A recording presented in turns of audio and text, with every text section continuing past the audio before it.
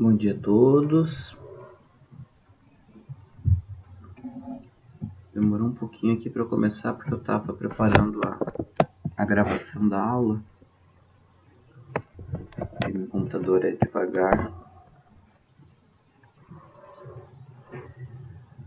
Eu acabei de colocar o fórum lá na plataforma para vocês em relação ao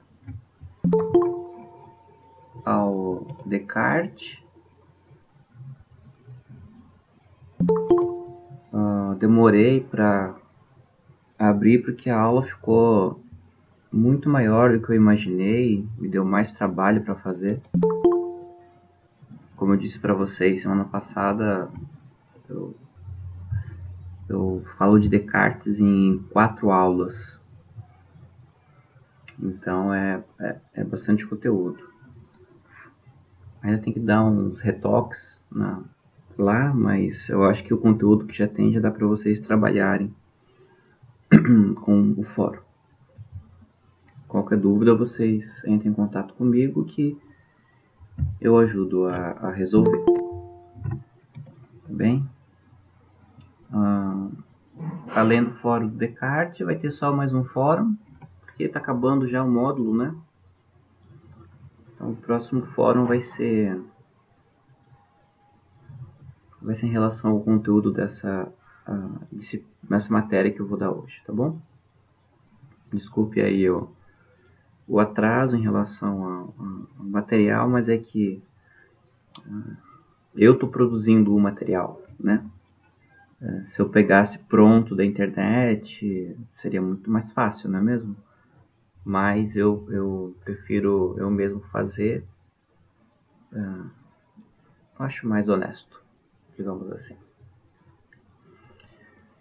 Bom, hoje eu vou falar do empirismo.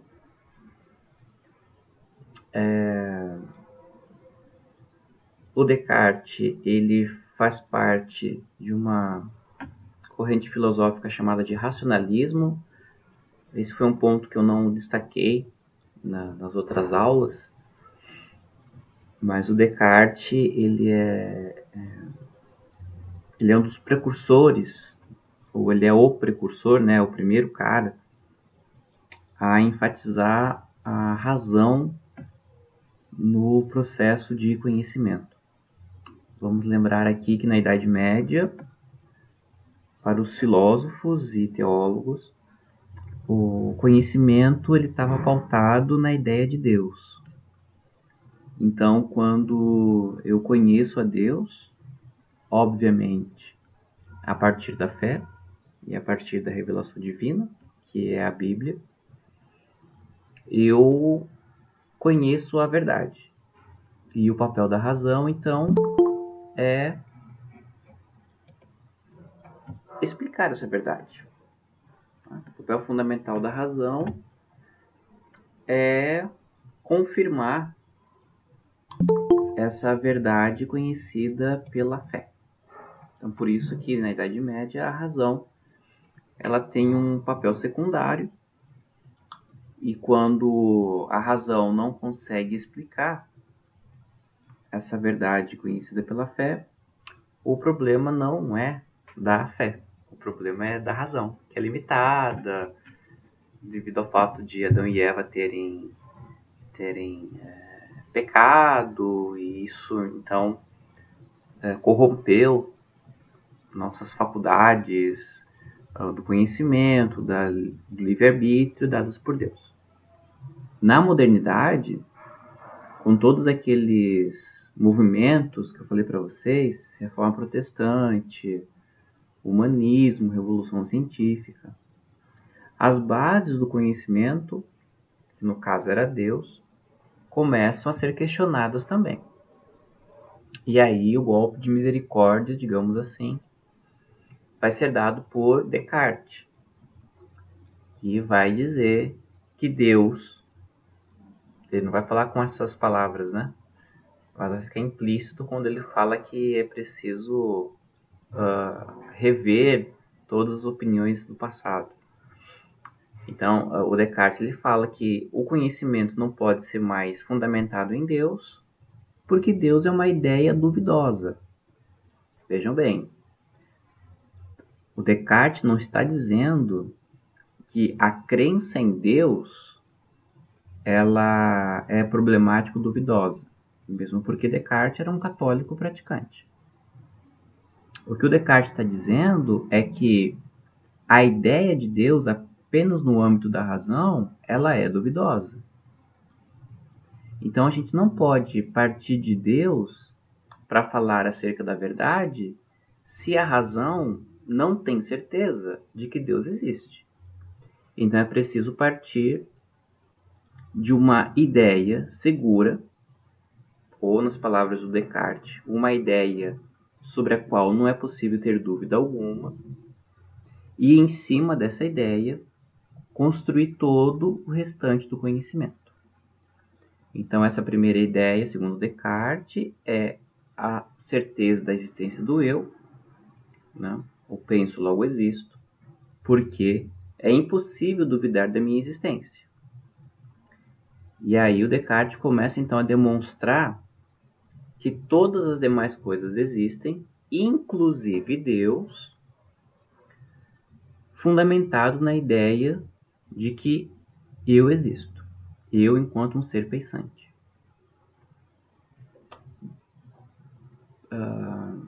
Então, a essa maneira de pensar, onde todo conhecimento ele acontece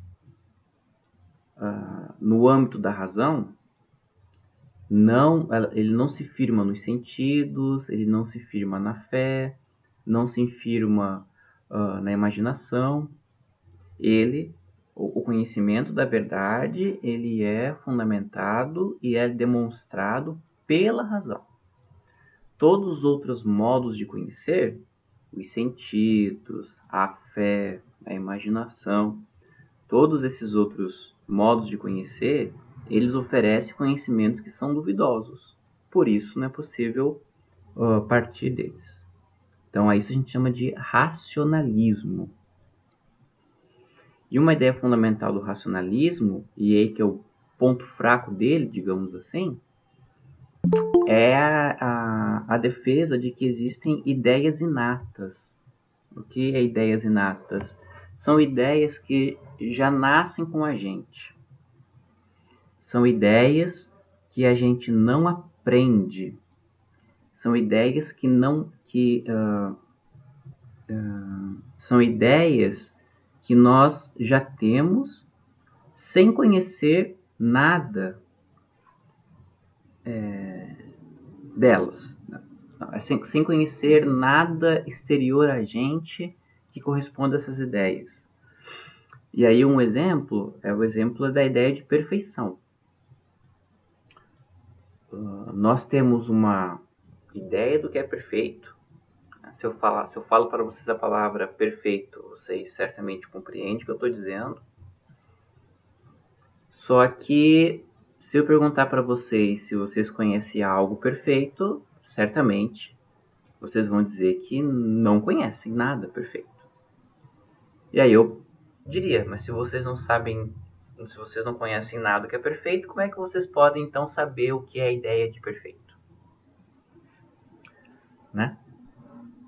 Então, a esse tipo de ideia, o Descartes chamaria de ideia inata, que é uma ideia que nasce com a gente. A gente não conhece nada que é perfeito, mas a gente sabe, a gente compreende o que é o perfeito, mesmo sem conhecer nada que é perfeito. Porque a ideia de perfeição é uma ideia que já nasceu com a gente. Então esse seria o calcanhar de Aquiles do racionalismo. Seria o ponto fraco, né? Que é sustentar que algumas ideias, elas já estão presentes na nossa alma, digamos assim.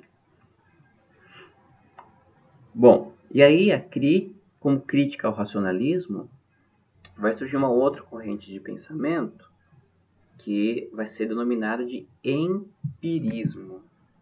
Vou escrever aqui no chat para vocês. Empirismo.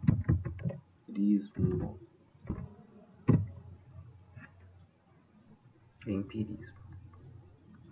O empirismo, ele vai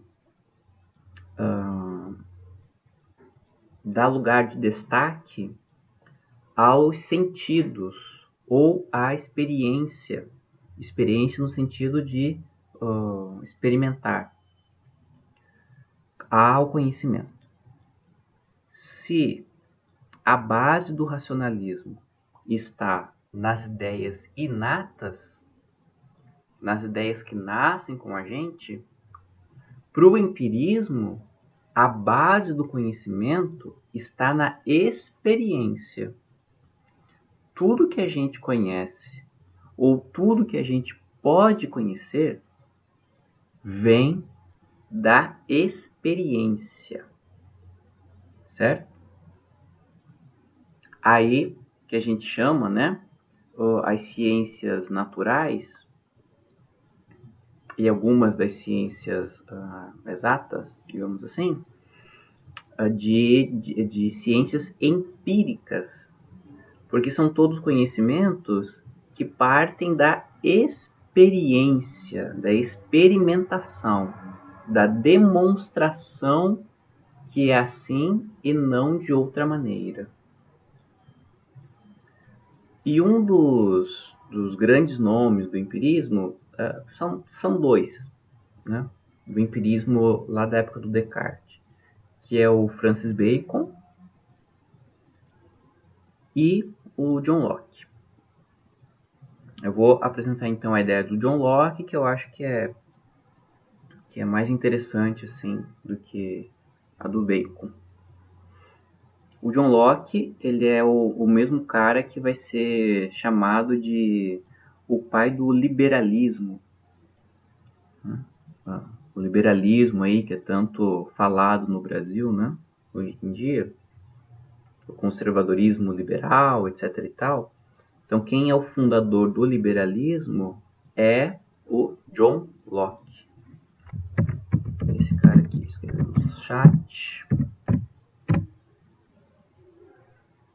O John Locke, ele vai ficar mais conhecido então pelos seus escritos de filosofia política, né?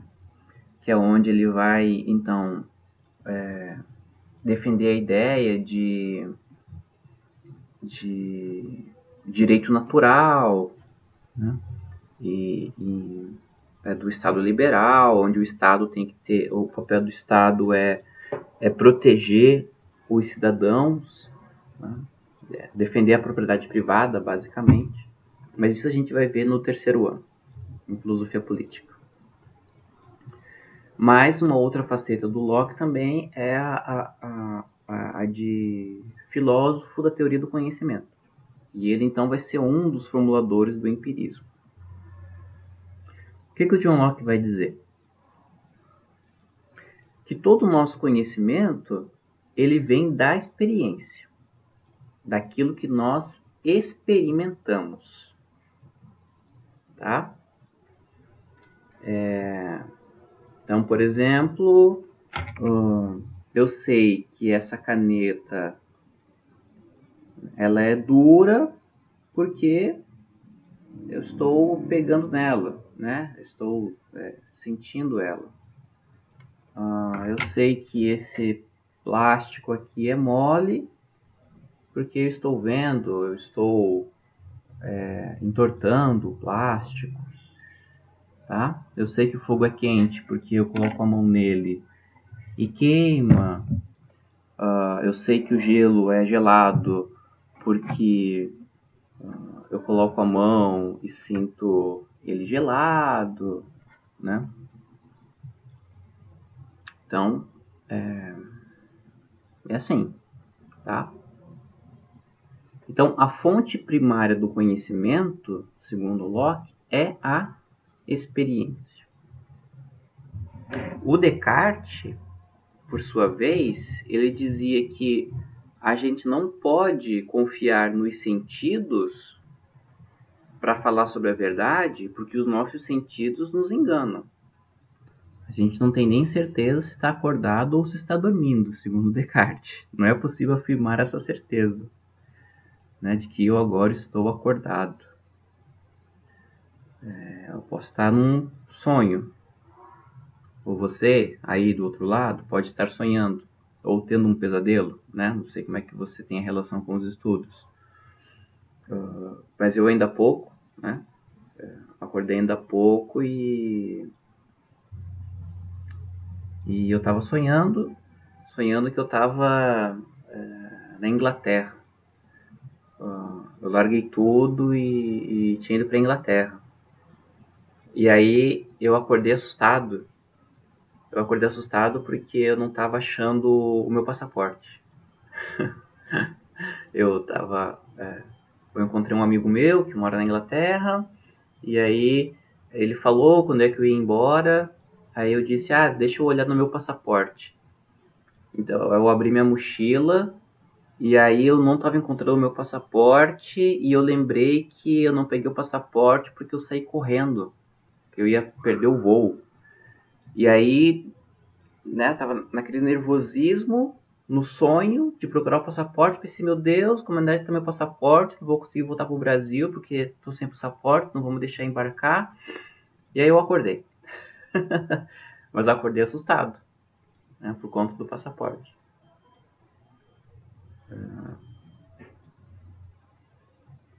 Então o Descartes fala isso, a gente não consegue nem ter certeza se está acordado ou se está dormindo, né? Porque os nossos sonhos, por vezes, são tão reais que nós nos confundimos.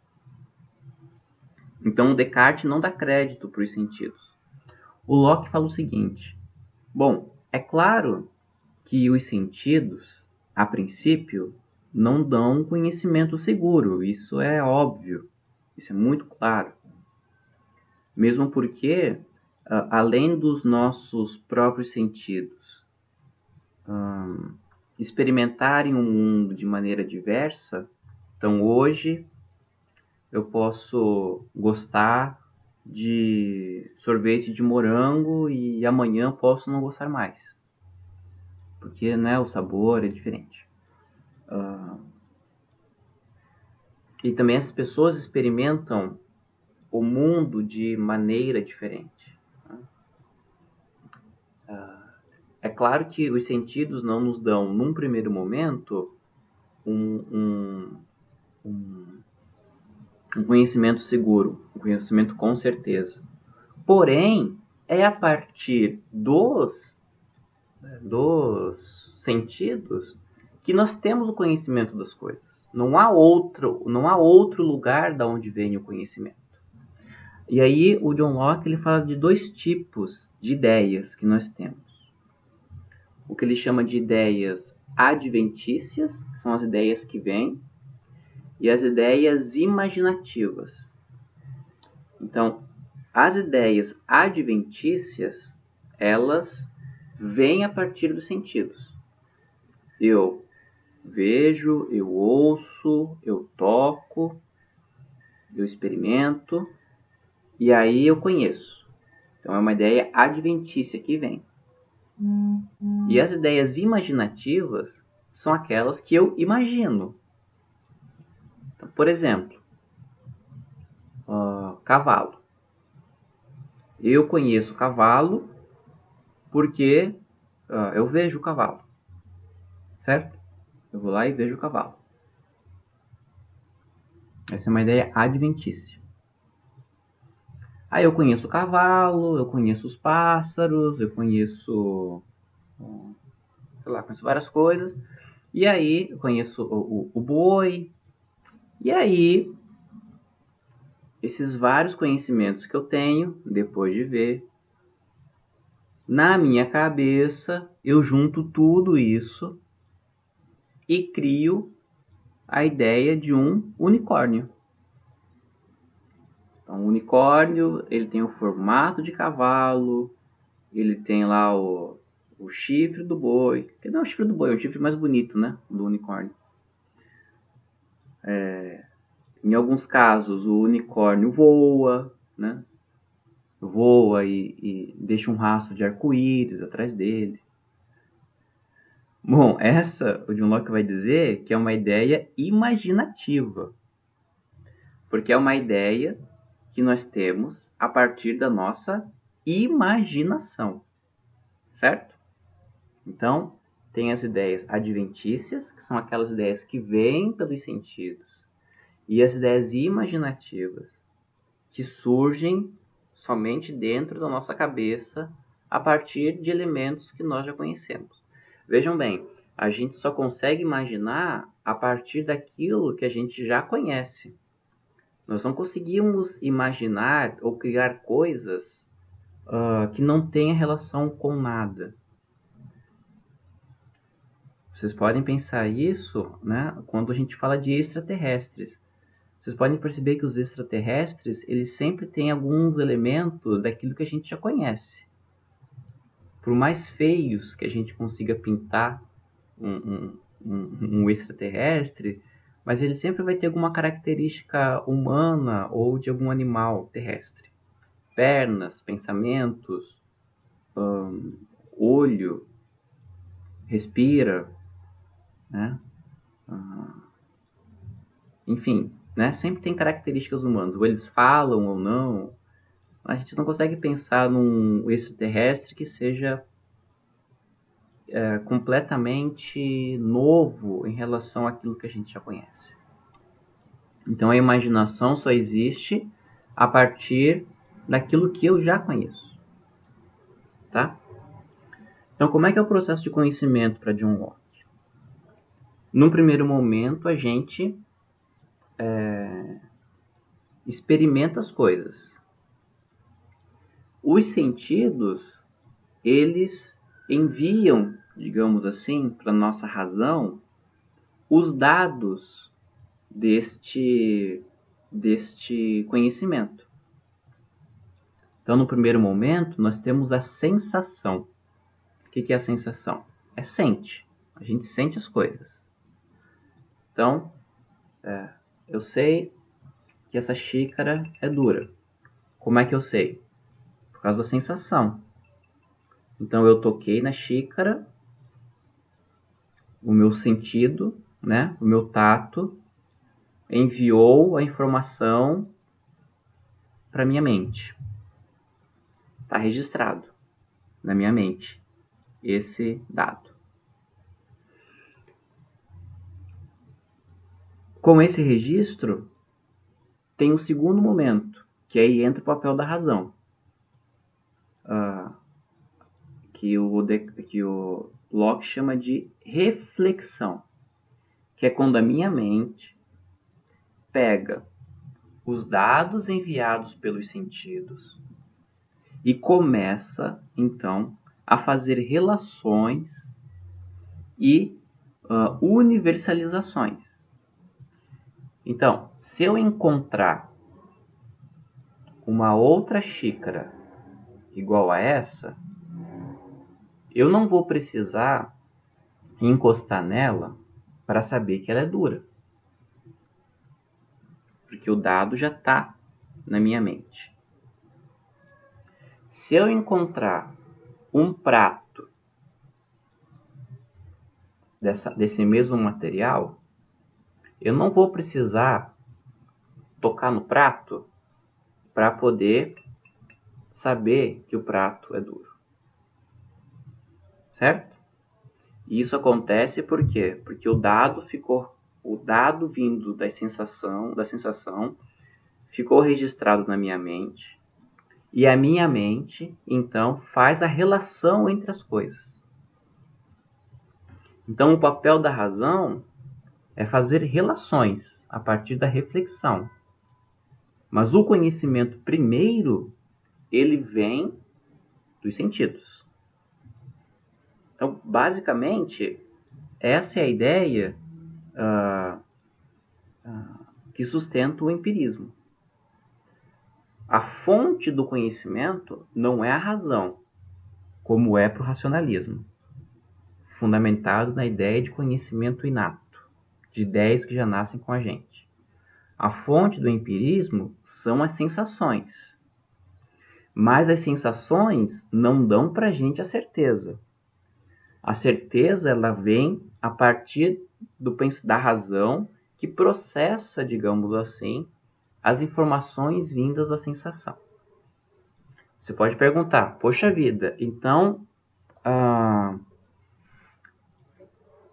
eu preciso experimentar tudo para conhecer? Bom, para você ter certeza mesmo, sim, você teria que experimentar tudo.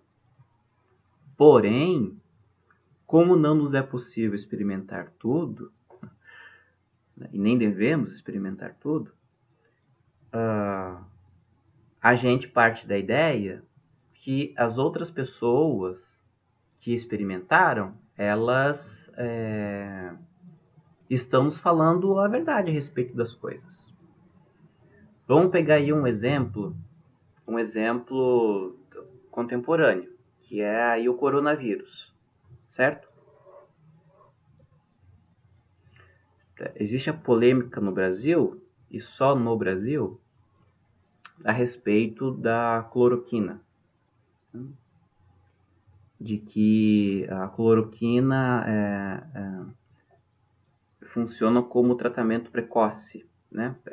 Ela previne o coronavírus, e se você toma ela logo no começo da doença, você não fica gravemente afetado por ela.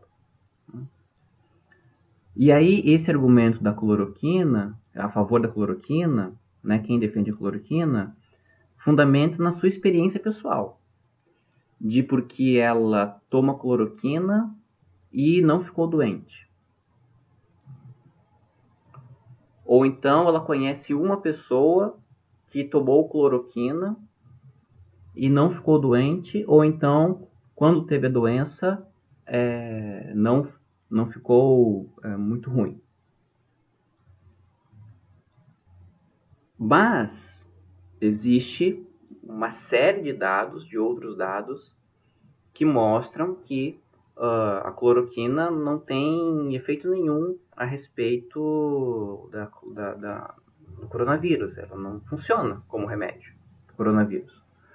Por quê? Porque foi demonstrado já, né, por milhares de casos, inclusive saiu um estudo agora com 6 mil, né, um estudo com 6 mil pessoas, que mostra que as pessoas que tomaram cloroquina morreram também, ou então pessoas que tomaram cloroquina ficaram muito doentes também, pessoas que não fizeram uso da cloroquina não tiveram uma piora, mas também pessoas que não tomaram cloroquina morreram, né? Então, assim, a experiência geral mostra que não funciona. Então, se eu falar que eu tomei cloroquina e não fiquei doente, fazer essa relação é a mesma relação que fazer eu comi pudim e não fiquei doente. É a mesma coisa. Se eu partir da minha experiência pessoal, porque a minha experiência pessoal não determina a realidade toda, né? Porque eu tenho poucos dados. Os meus dados não são suficientes para isso. Então, existem as outras pessoas, existem as ciências que têm métodos para investigar a partir dos sentidos, e a informação a respeito da cloroquina, a informação, os dados mais universais a respeito da cloroquina dizem que ela não funciona. É simples assim, tá? Então não é porque eu sinto, não é porque os meus sentidos dão informações, é que eles estão corretos. Porque é preciso do papel da razão, né? A reflexão, a relação entre os dados, entre as informações, para poder peneirar o que os sentidos enviam para a gente de informação, tá? Então, esse é o passo do empirismo.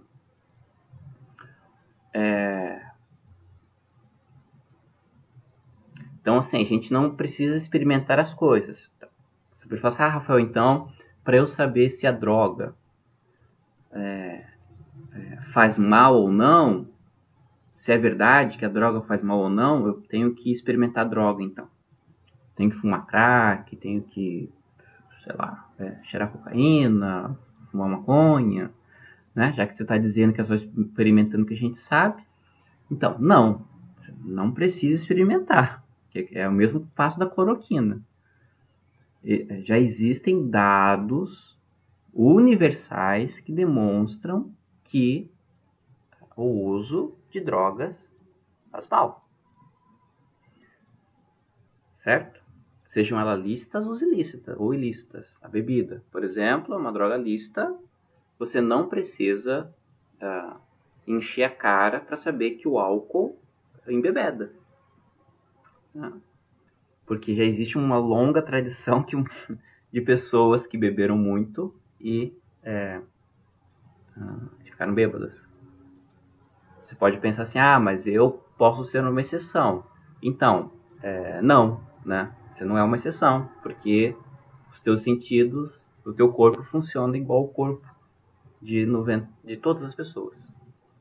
Pode ser um pouco mais tolerante, um pouco menos, mas certamente você não é imune ao álcool, ou não é imune a qualquer outra droga. Tá?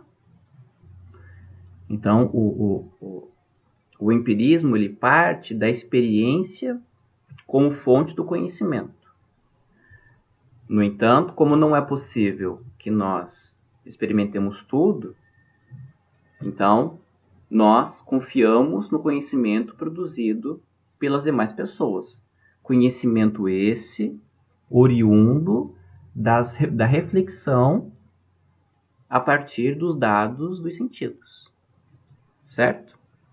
Essa é a ideia do empirismo. Então vamos lá. Diferença entre o Descartes e o Locke. O Descartes defende ideias inatas.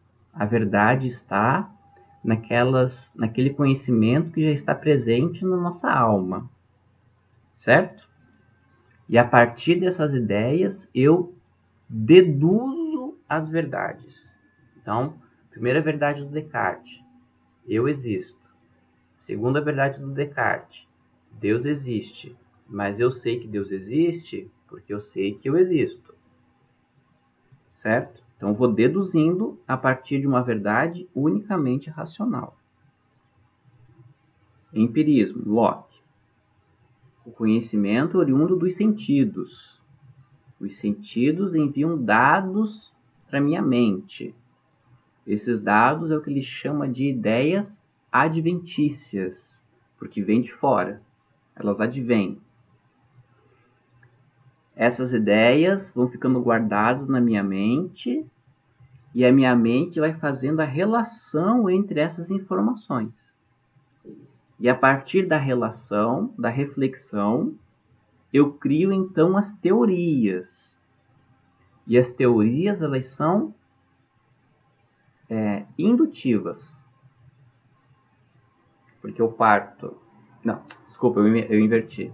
Né? As teorias elas são dedutivas. Porque a partir da informação geral, eu deduzo os fatos. Eu parto, então, de uma teoria para explicar todos os fenômenos semelhantes. Ok?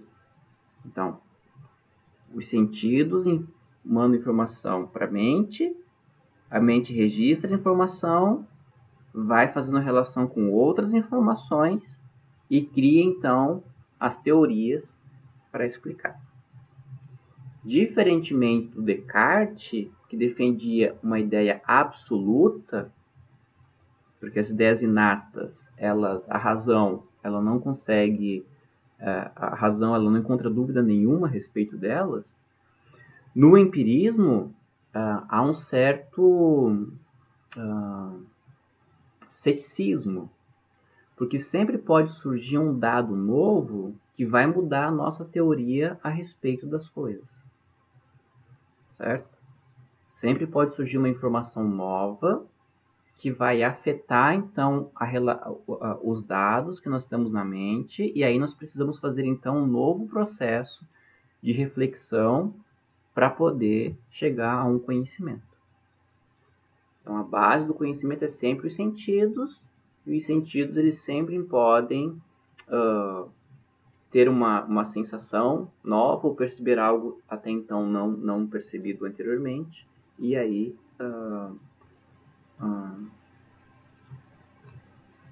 fazer, né, o processo de reflexão ser revisto. Tem um conto chinês que é bastante interessante, que é do elefante, né? Não sei se já ouviram, mas você tem lá um grupo de cegos que vão conhecer um elefante. E aí um cego ele toca na pata do elefante, diz: elefantes são como uma torre, né? Uma torre não, uma coluna. Né? O outro encosta na cauda e diz: o elefante tem como uma crina de cavalo. Vocês conhecem essa? Deixa eu pegar aqui bem certinho a história.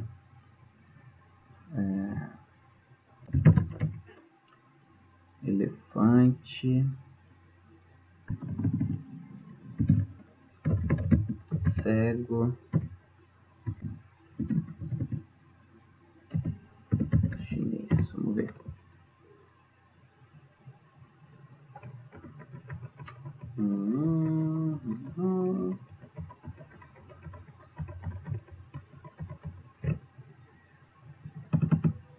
Que é um conto do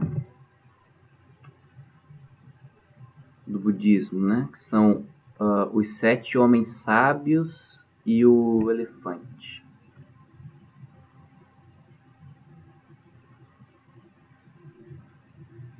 A parábola é a seguinte: um grupo de cegos ouviu dizer que um animal estranho chamado elefante havia sido trazido para a cidade, mas nenhum deles estava ciente de sua configuração e forma.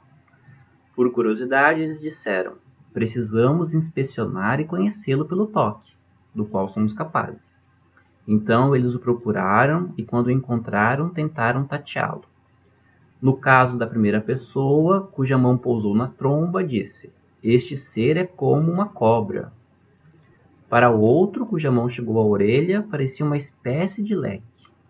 Quanto a outra pessoa, cuja mão estava sobre a perna, disse: é como um pilar, como um tronco de uma árvore.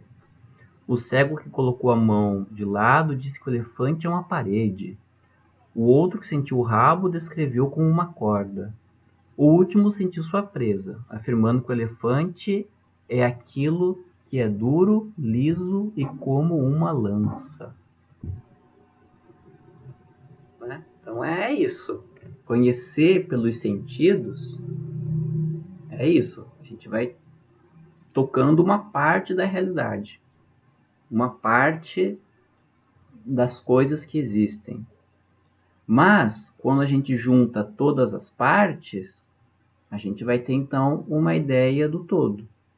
Quem é que faz a união dessas partes todas? A gente vai conhecendo em pedacinhos com os sentidos. É a razão. Certo? Mas o primeiro lugar aonde se fundamenta o conhecimento é os sentidos. E aí é interessante, né? Porque quanto mais próximo da experiência sensitiva, mais próximo da verdade a gente está. Então, olha só, que interessante. Vamos pegar aqui o exemplo da Bíblia, né? As pessoas ainda, elas, né, quem é cristão, aceita que a Bíblia fala a verdade a respeito de Jesus, que existia um cara chamado Jesus. Se perguntar o porquê que as pessoas acreditam que existia essa pessoa chamada Jesus, elas vão dizer que é porque as pessoas que escreveram a Bíblia conheceram Jesus. Eles conheceram, a gente não conheceu, mas quem escreveu sobre ele conheceu. Inclusive essa ideia é um dos foi um dos critérios usados para saber qual textos entrariam no Novo Testamento. Acho que eu cheguei a comentar isso na aula lá sobre o encontro, né, da Bíblia com o cristianismo. É assim, um dos critérios para aceitar quais livros fariam parte do Novo Testamento era ou o livro ter sido escrito por um apóstolo. Por quê? Porque o apóstolo viveu com Jesus. No caso de João, o Evangelho de João. Então, o que está escrito no Evangelho de João está certo porque João viveu com Jesus. Ou então ter sido escrito por um discípulo de um apóstolo. Por quê? Tipo Lucas. Lucas não, tipo Marcos, né? O livro de Marcos são as pregações de Pedro na igreja de Roma. Então, por que é um livro confiável? Porque foi alguém que viveu com Pedro e Pedro foi alguém que viveu com Jesus. Tá vendo? Quanto mais próximo da experiência, mais próximo da verdade. Certo? Quanto mais próximo da experiência, mais próximo da verdade eu estou. Mais próximo da certeza eu estou. Quanto mais afastado, menos próximo eu estou. Mas o estar afastado não significa que eu estou errado a respeito da experiência. Porque eu posso estar confiando num relato, né, numa corrente de conhecimentos que vai até a experiência. A mesma coisa, por exemplo, acontece no budismo. No budismo existe o que eles chamam de a tradição dos mestres. Então, assim, eu, Rafael, estudo com o mestre, com o Lama Silva, que foi discípulo do Lama Borges, que foi discípulo do Lama Correia, que foi discípulo do Lama Cruz, que foi discípulo do Buda. Então existe aí uma corrente, né, de saberes que me leva até a experiência. Certo? Então é assim que o empirismo funciona. Tá? É assim que funciona. Então, no caso da cloroquina. Eu sei que a cloroquina não funciona porque o médico disse que a cloroquina não funciona e eu sei que o médico está correto porque o médico leu o artigo que disse que a cloroquina não funciona e eu sei que o artigo está correto porque o artigo foi escrito pelas pessoas que demonstraram experimentalmente que a cloroquina não funciona. Então, quem fez o teste, quem experimentou, escreveu o artigo, eu li o artigo, então eu estou próximo da experiência a partir da pessoa que teve a experiência. Deu para entender? Deu para pegar mais ou menos a ideia de como funciona o empirismo? Sim? É por isso que os cientistas ficam doidos da vida quando as pessoas confiam mais no tiozão do WhatsApp do que no cientista. Porque o cientista foi no laboratório e experimentou. E o tiozão do WhatsApp acha que existe uma conspiração mundial de laboratórios que não querem que a cloroquina seja vendida, porque eles querem vender uma vacina nova. É por isso que os cientistas ficam bravos. E com toda razão, porque o cara foi no laboratório e testou. E o tiozão do WhatsApp acordou um dia e pensou: nossa, os laboratórios estão conspirando para vender vacina nova. Né? É isso. O pessoal da química entende bem mais, né, a respeito disso. Né? O pessoal da química, vocês da química, testam as coisas do laboratório. Né? A ciência de vocês é experimental. Né? Vocês vão lá para o laboratório e testam, experimentam as coisas. Certo? né? Então vocês entendem mais ou menos como é que funciona as coisas. A ciência de vocês é uma ciência experimental. Ok? Então, é isso. E vamos conversando, né? Qualquer dúvida, vocês entrem em contato comigo. Tá bom? Mais uma vez, reitero, né? Tá aberto lá o fórum para vocês participarem e se cuidem. Tá bom? Então, até.